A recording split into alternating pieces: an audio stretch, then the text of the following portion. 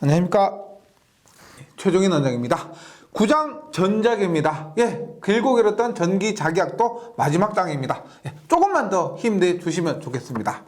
9장 전작에는 이름에서 알 수 있듯이 전개 더하기 자개입니다. 그래서 2장에서 5장까지 배웠던 전개 부분과 6장에서 8장까지 배웠던 자개 부분을 합한 것인데, 우리가 전기 자기약을 뭐 학과에서 대학교에서 배우게 되면은 보통 전개 자개 부분이 절반이고요. 그 다음에 나머지가 이 전자계 부분입니다. 근데 이 전자계가 사용되는 부분이 예를 들어서 이 라디오 방송 같은 거 있죠. 방송국에서 전파를 쏩니다. 그러면 멀리 있는 곳에서 그 전파를 받아서 증폭을 시켜요. 그리고 나서 라디오를 청취를 할 수가 있습니다. 이런 곳에 사용이 되는데, 실제 시험에서는 우리가 이 전자계 부분이 나오는 것이 한정되어 있기 때문에 실제 학과에서 배우는 것과는 매우 다릅니다. 그리고 시험에 자주 나오는 공식 부분만 좀 정리를 해주시면 되기 때문에, 원래는 매우 어려운 부분이 맞지만 시험을 위해서 시험 준비를 하는 데 있어서는 크게 어려운 부분이 아니라고 말씀드립니다. 네, 그래서 전자계 한번 시작을 해보도록 하겠습니다. 먼저 변이전류의 개념을 우리가 5장에서 했었는데 다시 한번 보도록 할게요.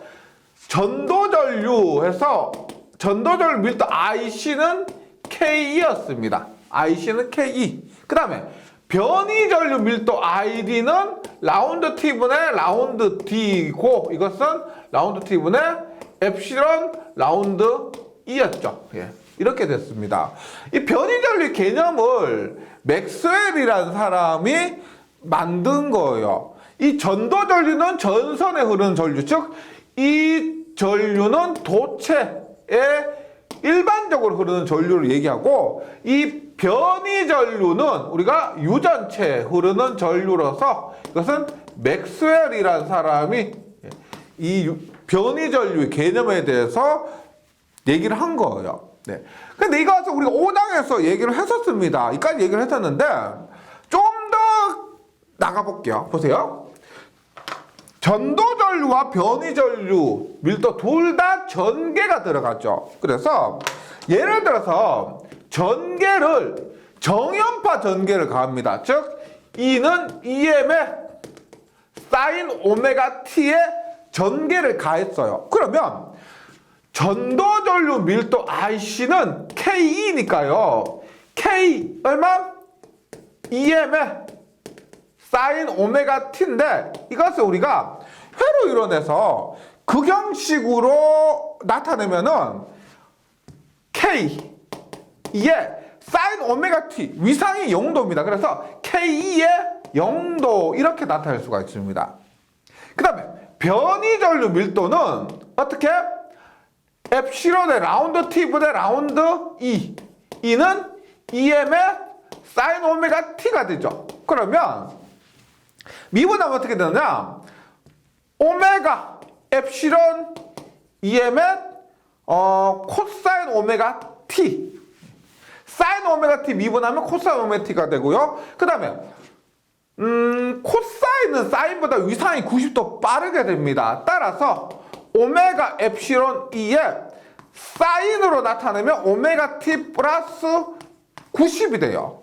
이런 부분은 회로 이뤄내서 배우게 되는데, 이렇게 표현되는 것이라고, 지금 이 과정을 모두 이해하실 필요는 없으니까요. 이렇게 표현되는 것만 이해해 주시고, 이렇게 되었을 때 극형식으로 나타내면 오메가 엡실론 E에 얼마?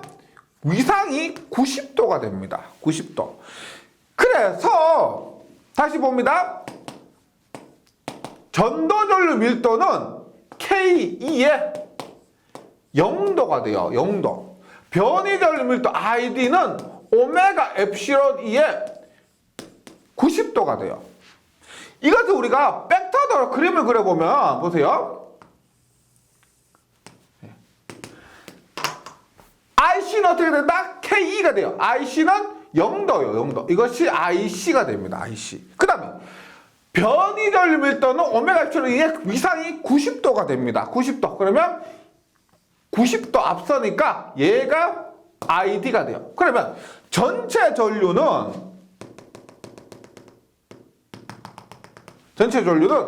뭐가 된다? 이것이 전체 전류는 IC 플러스 ID가 되는 거예요. 그리고 이때 각도, 이 각도를 우리가 델타라고 합니다. 교재에서 델타라고 했죠? IC와 ID가 이루는 요 각도를 델타라고 해요. 델타. 그리고 이 델타에 의한 탄젠트 델타를 우리가 뭐라고 하냐면 유전체 손실각 혹은 유전 손실 정점이라고 합니다. 예. 뭐냐? 얘가 의미하는 게 뭐냐면 보세요. 델타가 만약에 크다라고 하면은 이 델타가 크면은 이렇게 되죠. 얘가 이렇게 됩니다. 그러면 전도 전류가 변이 전류보다 더 크다는 얘기죠. 그럼 이것은 도체에 가깝다는 얘기고 델타가 크다는 것은 델타가 작다는 것은 뭐다? ID가 IC보다 더 크다는 얘기죠. 그래서 델타 이 각도가 작다는 것은 우리가 유전체에 더 가깝다는 거예요. 그리고 탄젠트 델타 이렇게 탄젠트에다가 델타 값 취한 이것을 우리가 이거 봐요. ID와 IC가 같으면 얼마예요? 45도죠. 탄젠트 45도는 1입니다. 이 값을 우리가 유전체 손실각 혹은 유전 손실 정점이라고 하는데 우리가 케이블 있죠. 케이블에는 도체와 유전체로 둘러싸여져 있습니다. 그래서 케이블에서 유전체 손실각 측정, 즉 이 탄젠트 델타를 측정합니다. 네, 그런 의미에서 이 탄젠트 델타가 중요하고요. 그리고 이 각도가 의미하는 것은 도체와 유전체를 결정해주는 그런 값이라고 보시면 됩니다. 근데 일반적으로 우리가 전도전류 밀도가 굉장히 큽니다. 변이전류 밀도보다. 그래서 일반적으로 우리가 도선 있죠. 도선에 이 값을 측정하게 되면은 이 세타가 거의 델타가 거의 90도에 가까워요.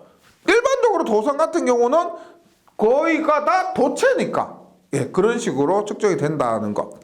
그럼 탄젠트 델타를 그 값을 한번 구해보면은 탄젠트에서 어떻게 해요? 탄젠트에서 이게 수직이니까요. 이게 세타일 때 얘분의 얘죠. 얼마? ID분의 IC가 됩니다. 그러면 ID는 위상 빼고요. ID는 오메가 엡실론 E가 되고 IC는 K가 되니까 얼마? 오메가 엡실론 분의 K. 탄젠트 델타는 오메가 엡실론 분의 K 이렇게 나오고요.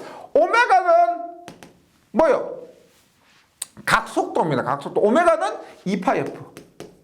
2파이F 엡실론 분의 K 값으로 나타낼 수가 있습니다. 즉, 탄젠트 델타 유전체 손실각 혹은 유전 손실 정점을 구할 때 2파이F 엡실론 분의 K 값을 통해서 이 탄젠트 델타를 구할 수가 있다는 거예요. 네. 그 다음에 임계 주파수.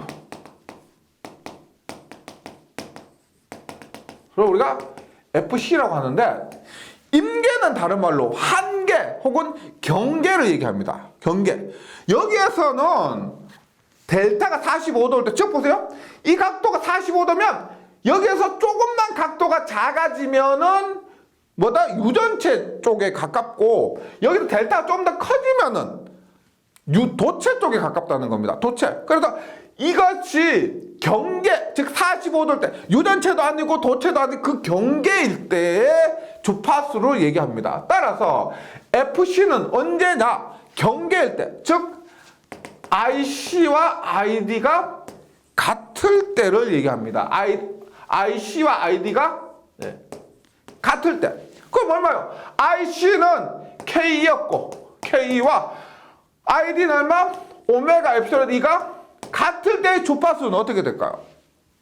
같을 때 오메가의 주파수가 들어가 있죠. 따라서 얼마? 오메가는 2파 FC의 엡실론 E가 됩니다. 그러면 그때의 주파수 K와 오메가 엡실론 E가 같을 때 FC는 얼마? 2파이 엡실론 2분의 K가 되죠. K가 됩니다. 그때 주파수 어떻게? 약분이 되니까 2파이 엡실론분의 K가 된다. 2파이 엡실론분의 K가 된다. 이것을 우리가 앞에서 했던 탄젠트 델타 값으로 한번 나타내 볼게요. 보세요. 탄젠트 델타는 뭐라 그랬어요? 2파이 F 엡실론분의 K라고 했죠. 그러면 FC 값, 즉 2파이 엡실론분의 K 곱하기 F분의 1입니다. 맞죠? 그럼 얘가 얼마? 얘가 FC죠. FC. 따라서 탄젠트 델타를 다시 얼마? F분의 FC의 값으로도 구할 수가 있다는 겁니다. 즉 앞에서 했지만 탄젠트 델타는 IC분의 ID는 우리가 2파이 F 엡실론분의 K로도 구했고요. 혹은 F분의 FC, 즉 주파수분의 임계 주파수의 값으로도 구할 수가 있다는 겁니다. 이렇게 해서 우리가 변이전류와 전도전류에 대해서 간단하게 도체와 유전체 개념에서 정리를 했고요. 시험에 나오는 부분만 좀 정리를 해주시면 되겠습니다. 잘 나오는 것이 탄젠트 델타고요. 그 다음에 임계 주파수 이런 부분입니다. 계속해서 맥스웰의 전자 방정식입니다. 이게 전기 작약을 총 정리한 거예요. 볼게요.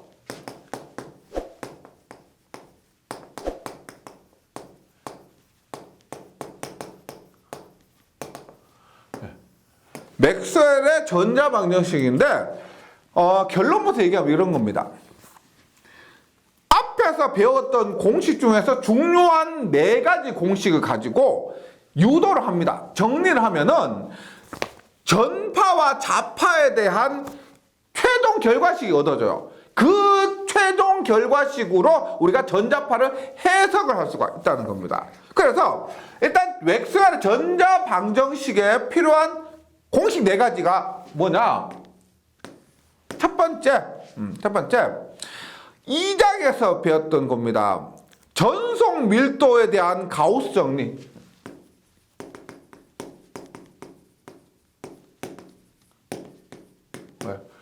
가우스적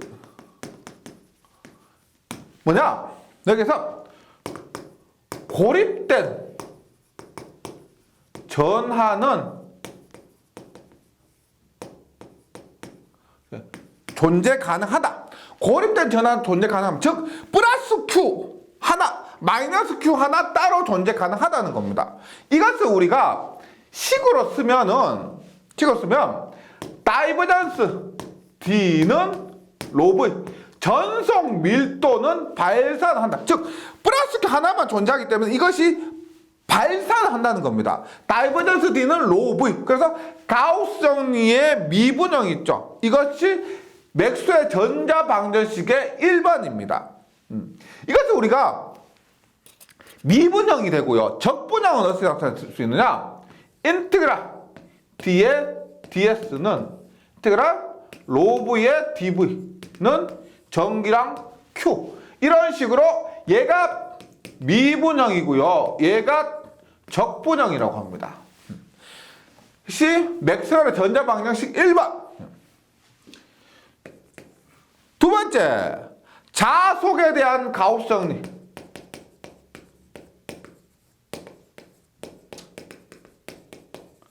정리라고 해서 얘는 뭐냐? 고립된 자하는 존재할 수 없다. 우리가 N극만 따로 존재 못하죠. NS를 반으로 쪼개도 다시 NS가 되고 또 반으로 쪼개도 NS가 됩니다. 즉 전하는 고립된 플러스 Q, 마이너스 Q만 따로 존재할 수가 있지만 자하는 N극만 따로, S극만 따로 존재할 수 없다는 겁니다. 그래서 얘는 다이버전스 B가 자속 밀도를 발산할 수 없다. 얘는 회전하는 거죠. 로테이션 H입니다. 로테이션 H는 I입니다. 그래서 자속은 발산할 수 없다. 이것이 가장 큰 차이죠. 전속 밀도는 발산할 수가 있습니다. 근데 자속 밀도 다이버전스 B는 발산할 수가 없습니다. 얘는 회전하는 거죠. 그래서 얘를 우리가 미분식이고요. 적분식으로 B, ds는 0입니다. 예. 우리가 dds, 전속 밀도의 면적분은 전기량, 혹은 최적전압 밀도의 최적적분은 전기량인데, 자속 밀도의 면적분 하면 이 값은 0이 된다. 예. 이것이 미분형이고, 이것이 적분형이에요. 예.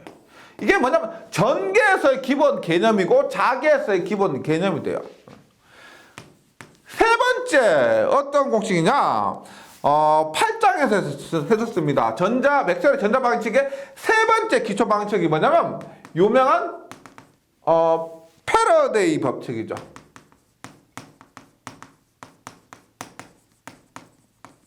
패러데이 렌즈의 전자 유도 법칙에서 렌즈의 법칙 방향은 생략하고요. 패러데이 법칙 뭐다? 로테이션 E는 마이너스 라운드 T분의 라운드 B에서 이것이 우리가 패러데이의 법칙입니다. 이것이 미분형이죠. 미분형이고 적분형은 뭐다? ED의 전개에서의 기전력이죠. 전개에서의 전위와 자개에서 라운드 T분의 라운드 B DS 이 같다. 이것이 패러데이 법칙이 맥스웰 전자 방정식에서 세 번째 기초 방정식이 됩니다. 네 번째는 뭐냐? 앙페르의 주해 적분 법칙 있죠.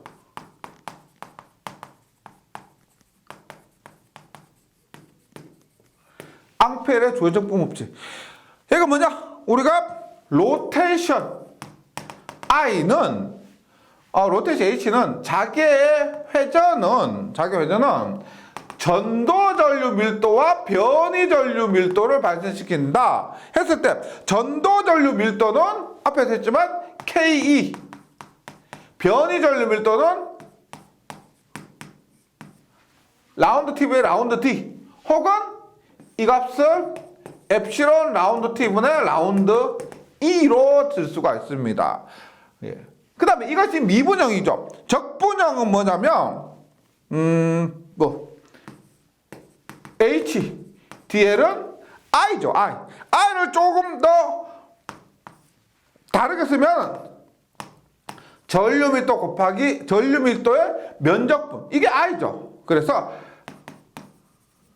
적분형이고 미분형입니다. 이 부분은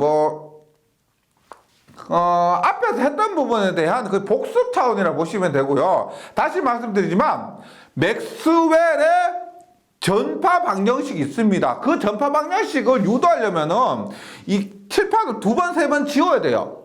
그 과정 우리가 시험을 준비하기 위해서 할 필요는 없고, 그 전파 방정식을 유도하기 위한 기초 방정식이 네 가지가 이 네 개입니다. 즉 전속 밀도에 대한 가우스 정리, 자속 밀도에 대한 가우스 정리, 패러데이의 법칙과 앙페르의 적분 법칙이 맥스웰의 전자 방정식의 기초 방정식 4개가 되고, 이 방정식을 토대로 최종적으로 전자파의 파동 방정식이 있습니다. 전자파의 파동 방정식이 뭐냐?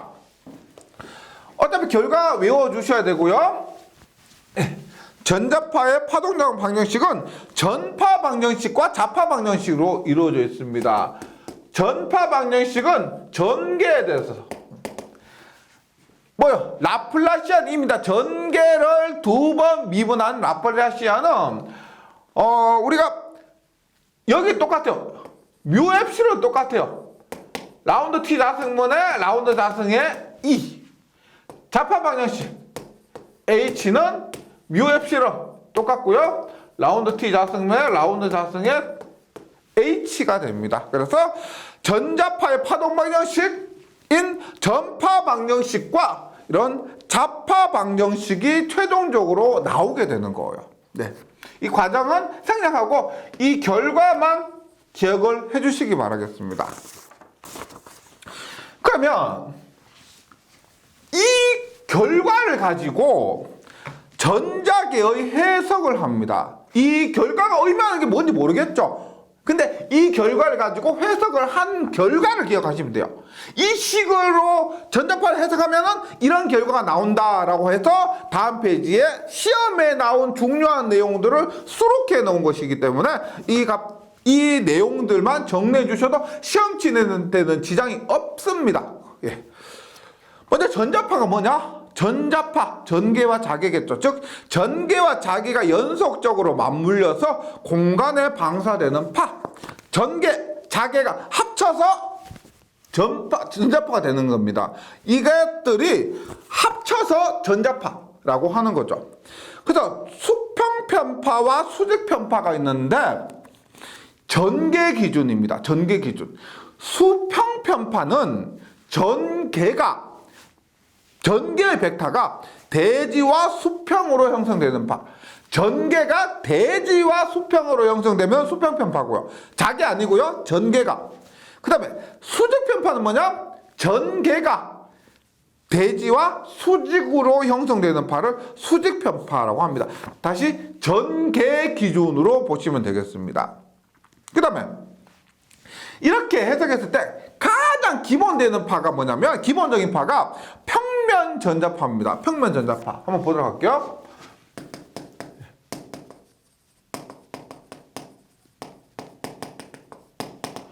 평면 전자파가 뭐냐면 전개와 자개가 이렇게 있을 때 보세요. 이것을 우리가 X축이라 하고요. 이걸 Y축으로 할게요. 이걸 Z축으로 합니다.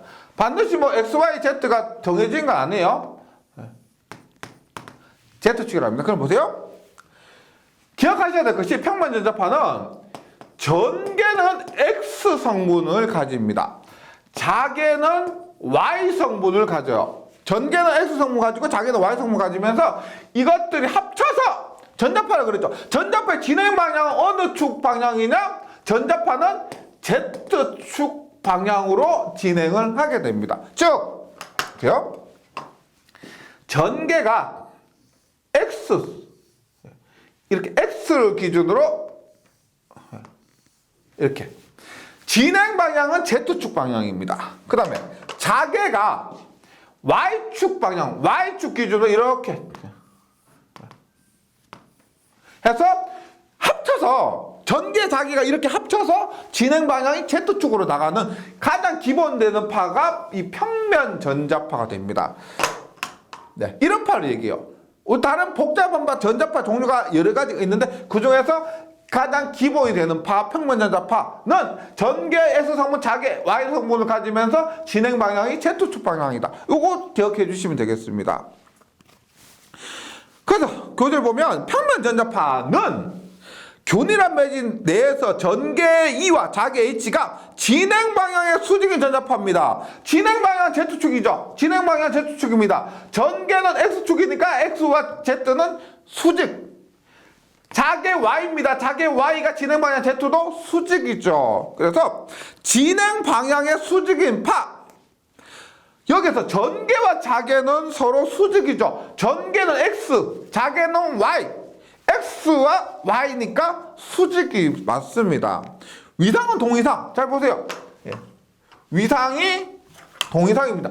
여기서 시작하고 여기서 끝나고 여기서 시작하고 여기서 끝나고 여기서 시작하고 이렇게 위상이 동이상이다. 보시면 위상이 동일하죠. 예.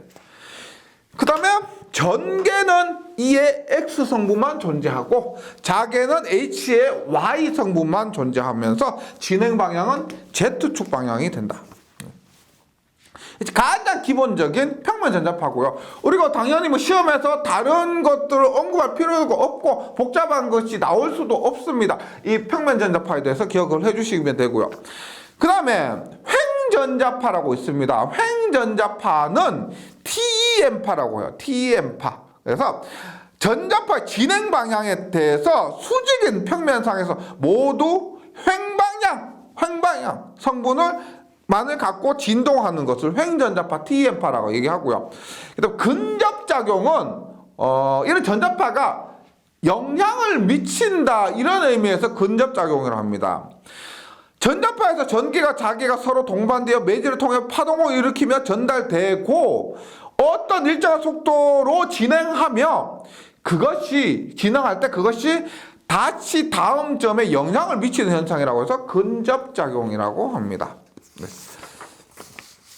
그러면 전자파에 대해서 조금 더 보시면 공부를 해보도록 하면은 일단 중요한 것이 전자파의 속도가 있습니다.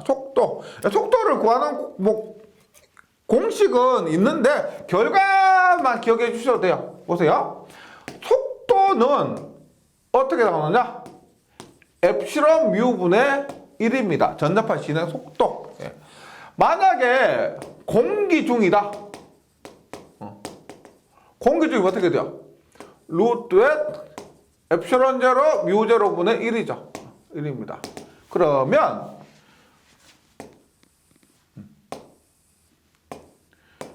36파이분의 10의 마이너스 9승이죠.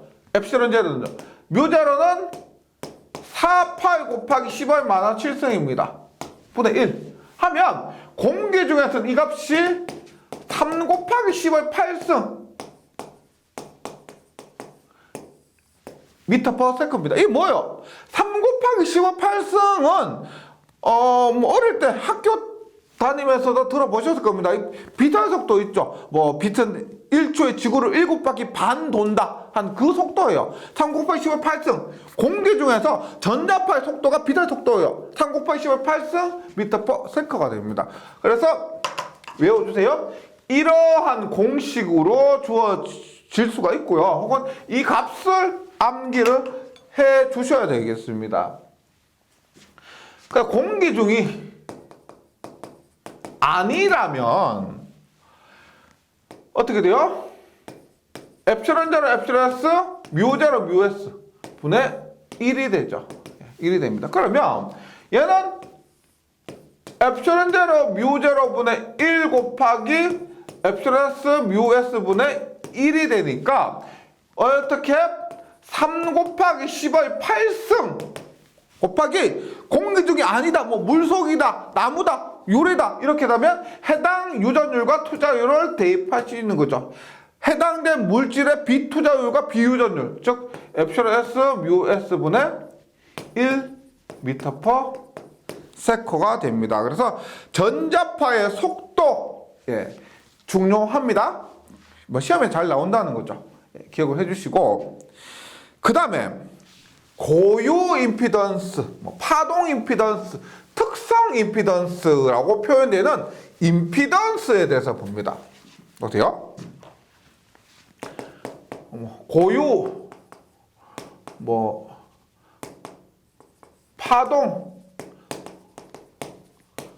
고유 임피던스, 파동 임피던스, 특성 임피던스라고 합니다. 했을 때 볼게요. 우리가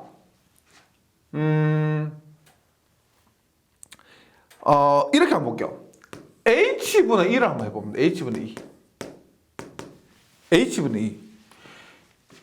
전개인은 볼트 퍼 미터죠. 맞죠? 자개인은 암페어 퍼 미터입니다. 그러면 어떻게 돼요? 메타가 약분이 되고 볼트 분의 암페어, 볼트 퍼 암페어가 되죠. 그럼 H분의 1을 하니까 볼트 퍼 암페어 얘 어디서 보셨죠? 옴입니다. 옴. 단위가 옴이에요. 그래서 H분의 1을 하니까 단위가 옴이 되더라. 그래서 자개분의 전개의 크기를 우리가 이것을 뭐라고 한다? Z0라 하고요. 고유 임피던스 혹은 파동 임피던스 혹은 특성 임피던스라고 합니다. 즉 Z0는 H분의 2가 돼요. 2. 단위는 옴이에요. 근데 이 크기가 어떻게 되느냐면 자 보세요. 이 크기도 에너지를 봅니다. 전개에 의한 에너지를 2분의 1의 엡실론 E의 자승이죠. 예, 우리 전개 부분에서 했고요. 자기에서 에너지 2분의 1의 뮤 H의 제곱이 됩니다. 그러면 전개에 의한 에너지와 자기에 의한 에너지가 같다면 보세요. 같으면 2분의 1 서로 약분해서 없어지죠. 없어지고 H의 제곱분에 얘가 넘어오면 H 제곱분에 E의 제곱은 넘어가죠. 엡실론분의 뮤가 됩니다. 엡실론 뮤. 그러면 얘 제곱이 얘니까 H분의 E는 루트의 엡실론분의 뮤가 되는 거죠. 루트 엡실론분의 뮤. 그럼 이것도 한번 계산해 볼까요? 엡실론 36파이분의 10의 마이너스 9승 뮤 얼마 뮤? 공기 중에서 4파이 곱하기 10의 마이너스 7승. 지금 얘기하는 건 공기 중입니다. 예. 계산하니까 120파이 혹은 377이 나와요. 377. 즉 정리를 한번 해볼게요. 정리 한번 합니다. 네.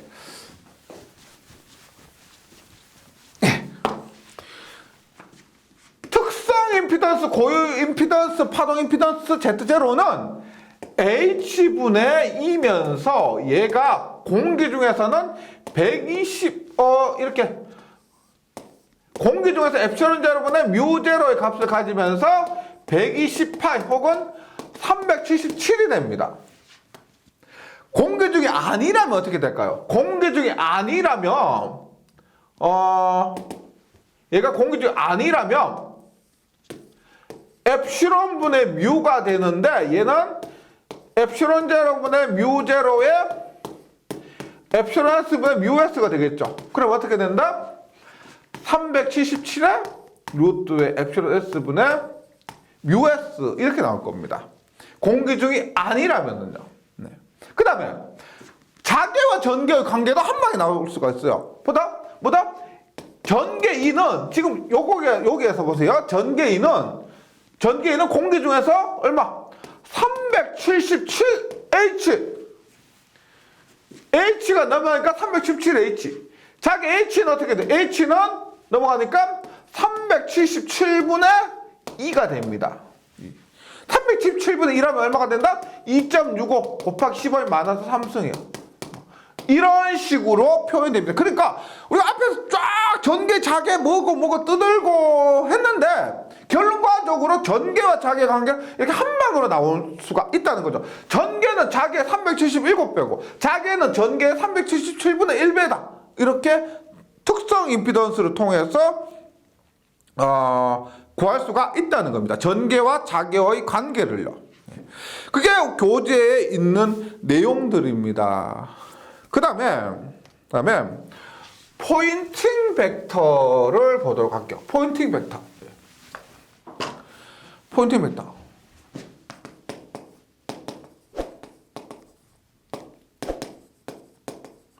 포인팅 벡터는 말 그대로 어느 지점에서의 값입니다. 어느 지점에서의 값인데 보세요. 앞에서 H분의 2를 하니까 특성 임피던스가 이렇게 나왔죠. 전기와 자개를 나눠보니까. 근데 전기와 자개 한번 곱해볼까요? 전개와 자개를 곱합니다. 그냥 곱해볼게요. 이 H는 전개 단위 볼트 퍼 미터, 자개 단위 암페어 퍼 미터. 뭐가 나와? 전기와 자개 곱하니까 전압 곱하기 전류죠. 전압 곱하기 전류는 와트, 전력. 그 다음에 미터 곱하기 미터는 제곱미터. 그래서 E와 H를 곱하니까 얘가 뭐다? 면적당 전력이 됩니다. 면적당 전력. 이렇게 보시면 돼요.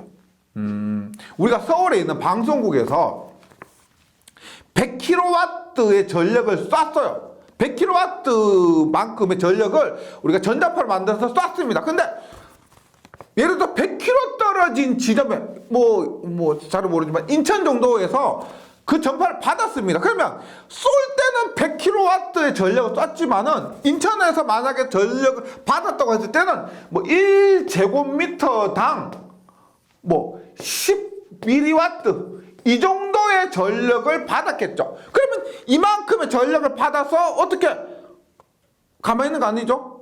어떻게? 이 신호를 증폭을 해서 방송으로, 라디오로 청취를 할 수가 있다는 겁니다. 네. 이런 개념에 의해서 포인팅 벡터는 뭐냐면, 포인팅 벡터는 단위 나왔죠? 면적분의 전력이에요. 면적분의 전력인데, 포인팅 벡터를 우리가 이 전력의 기호가 P니까, 포인팅 벡터 기호를 우리가 A라고 나타내거나, 다른 기호로 나타낼 수가 있습니다. 중요한 것은 뭐냐면, 포인팅 벡터는 면적분의 방사 전력이에요. 그런데 이것이 면적분의 방사 전력이고, 이것을 제가 포인팅 벡터라고 해요. 근데 이것을 어떻게? 전개와 자개는 크로스하죠. 전개 X성분, 자개 Y성분입니다. 앞에서 평면 전자파로 보셨을 때 전개와 자개 크로스. 그러면 EH가 되는 거죠. 예. 그래서 교재에 보시면 포인팅 벡터란 전자계 내의 한 점을 통과하는 어느 한 점을 통과하는 단위 면적당 전력을 포인팅 벡터라 하는데, 일반적으로 포인팅 벡터를 P라고 하거든요. P라고 하는데 공식에서 P는 S분의 P 말이 안 되죠. 그래서 포인팅 벡터는 면적분의 방사 전력이다고 외워주시고, 포인팅 벡터는 E 크로스 H, 얘가 전력이 나갈 때 전개와 자개가 서로 이렇게 크로스돼서 나간다고 했죠. 평면 전자파 생각하시면 됩니다. E 크로스 H인데 전개와 자개는 수직이기 때문에 EH 사인 세타죠. 사인 세타인데 이루는 각도 세타가 90도니까 EH가 되는 겁니다.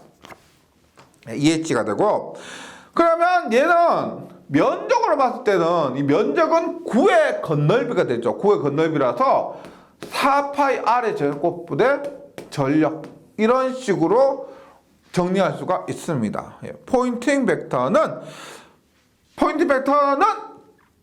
E 크로스 H 혹은 EH 사인 세타인데 이루는 각도 90도니까 EH로 나타내고요. 그 다음에 면적당 전력으로 나타낼 수가 있습니다. 단위는 와트 퍼 제곱미터요. 와트 퍼 제곱미터.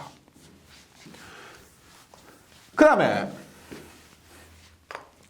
전자계의 단위 최적당 축적된 에너지는, 축적된 에너지는 굉장히 그 값이 작습니다. 전개에 의한 에너지가, 에너지는 전개에 의한 에너지 2분의 입실은 2의 제곱과 자개에 의한 에너지 2분의 1의 UH의 제곱. 여기에서 전개는 우리가 377H, 자개는 377분의 2.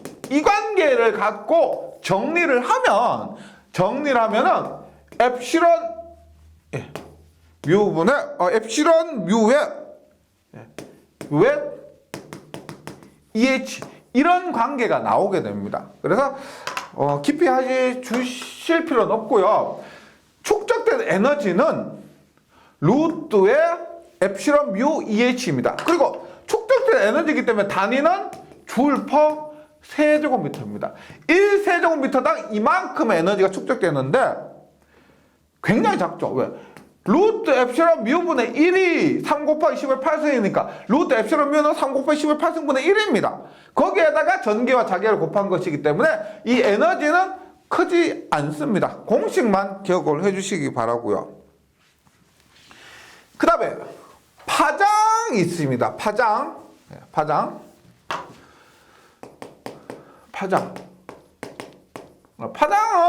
한 번씩 들어보셨을 겁니다. 보세요. 속도는 시간분의 거리요. 시간분의 거리. 그래서 속도 곱하기 시간을 하면 어떻게 돼요? 속도가 시간분의 거리인데 여기에 시간을 곱하면 거리가 나오죠. 거리. 이 거리가 파장입니다.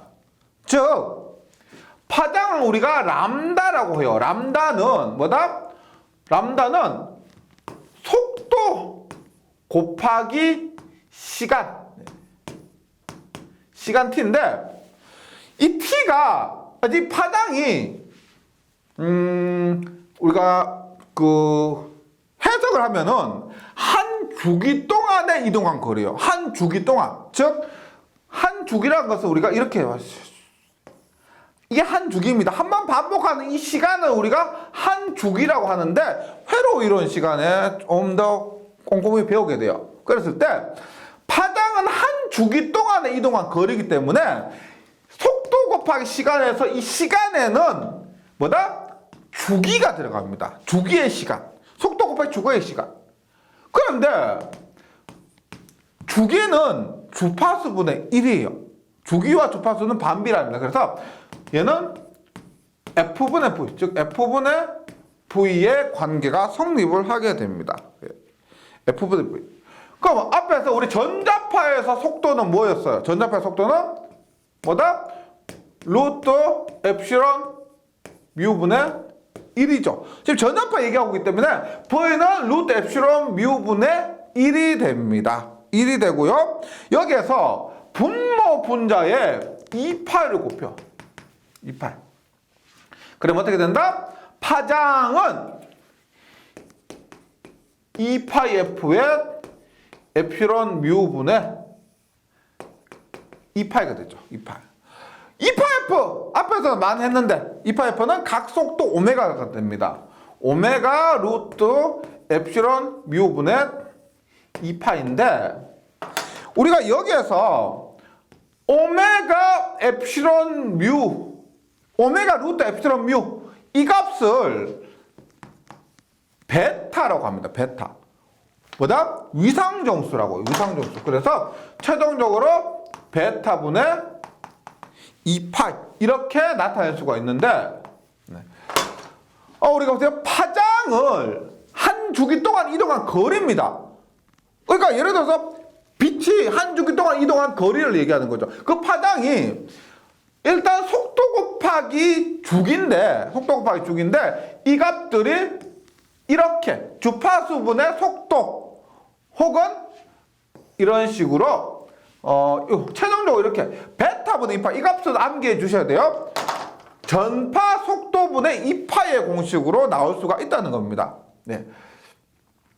그런데 베타가 뭐냐면 우리가 회로 이론 시간에 이것도 자주 나오는데 회로 이론과 자기학이 공통적으로 출제되는 문제가 종종 있습니다.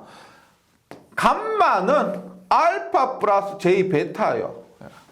여기에서 감마는 전파 정수 혹은 여기 있는 것처럼 전송 개수로 합니다. 즉 입력해서 보냈습니다. 보냈을 때 그 전송 개수는 출력해서 받았을 때 알파 플러스 J 베타로 나오는데 알파는 뭐냐면 감쇄 정수요. 크기가 얼마나 줄어들었느냐, 크기가 어떻게 변했느냐. 그 다음 베타가 위상 정수입니다. 위상 정수. 보낸 것에 비해서 위상이 얼마나 변했느냐를 얘기하는 것이에요. 그래서 감마는 알파 플러스 J 베타에서 전파 정수는 감쇄 정수 플러스 J의 위상 정수인데 지금 여기서 얘기한 베타가 있죠. 이 베타가 위상 정수 베타를 얘기합니다. 이 부분에 있어서 제가 말씀드린 공식만 좀 정리해 주시고요. 그 다음에 최종 결과만 해주시지 굉장히 복잡한 부분이거든요. 그래서 머리 아프게 깊이 들어가시진 않으셔도 됩니다. 자주 나오는 부분만 정리해 주시면 돼요. 네, 여기까지 잘 정리해 주시고 저는 문제풀이 시간에 다시 뵙도록 하겠습니다. 수고하셨습니다.